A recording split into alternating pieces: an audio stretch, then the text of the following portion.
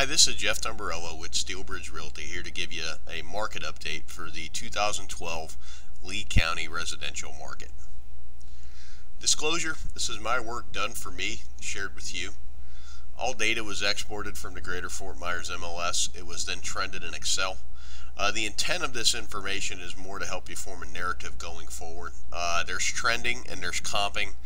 To work a market without either or, trending or comping, without the two of them together, it's fraught with peril.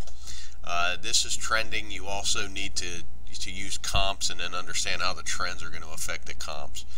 And as always, please vet this information yourself before you use it for your time and your treasure. A chart from 2008 market and a chart from today. I'm starting to see a lot of reasons for hope, and we're going to talk about that here in a little bit. Okay, is it not amazing what a difference 5 years makes? Talk about the foreclosure trends real quick. We get this data right from the courthouse. It's downloaded to Excel. We then call out all the list pendants information. We call out all the non-mortgage foreclosure list pendants. If you look, we had the beginning of the debacle, then it trended down. You've got the robo signing where that kicks in, and then you've got kind of this second bump that we've been going through. By all property sales types, when you look at, this is every sales type, distress, short sale, foreclosure, traditional, all property types. What's interesting for the MIM is money in motion. We moved 4% more money through the market in 12 versus 11, with 11% less sales counts. Our average price went up 17%. Our median price went up 26%.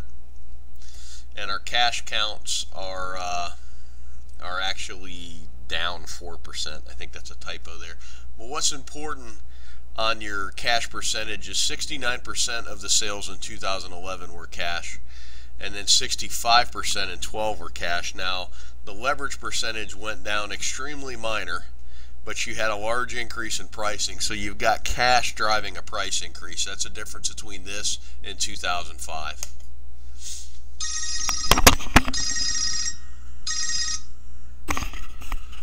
I'm looking at the distressed sales percentages for Lee County. Okay, short sales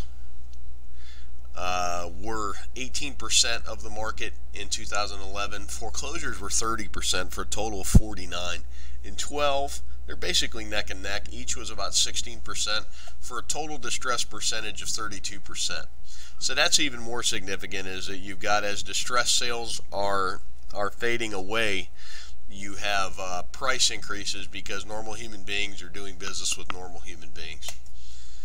Lee County money in motion, traditional versus distressed prices. Our running joke at Steelbridge, NBI is not bank infested, it's traditional sales. You had 41% less money year over year moved through the REO channel of the market. You have 20% less money moved through the short sale market, and you had 22% increase in the money moving through the traditional sales market. With the same thing with counts, the counts were down 51% for bank owned. They're down 25% for short sales, yet they're up 16% for traditional sales. Average dollars per square foot, this is kind of the whole county in a blender. It averages out to 82. 2012 averages out to 96. Bubbles of activity. The yellow line is 2011.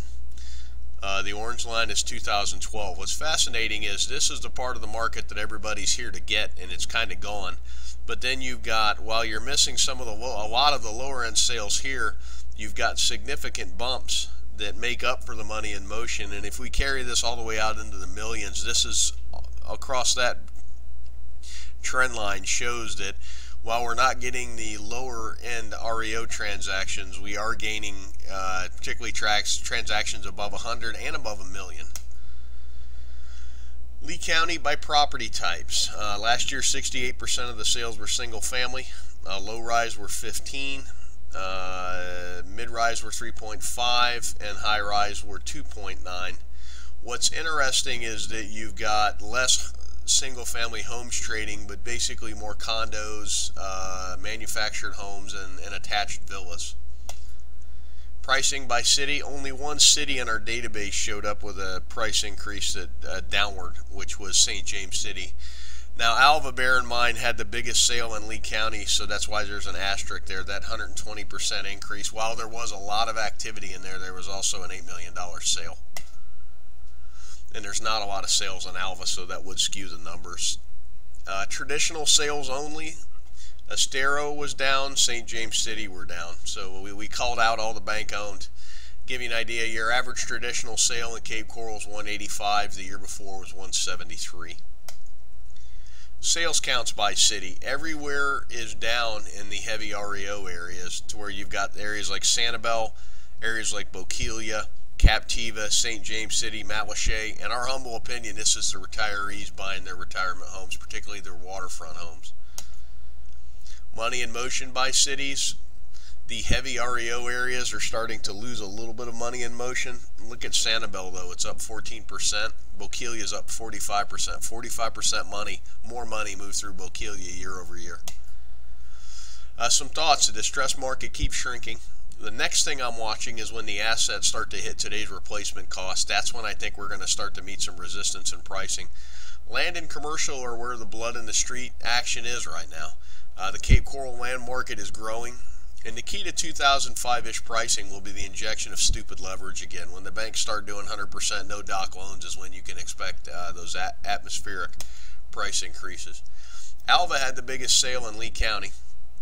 Price per square foot in Lehigh Acres for the traditional sales market is $52 a square foot.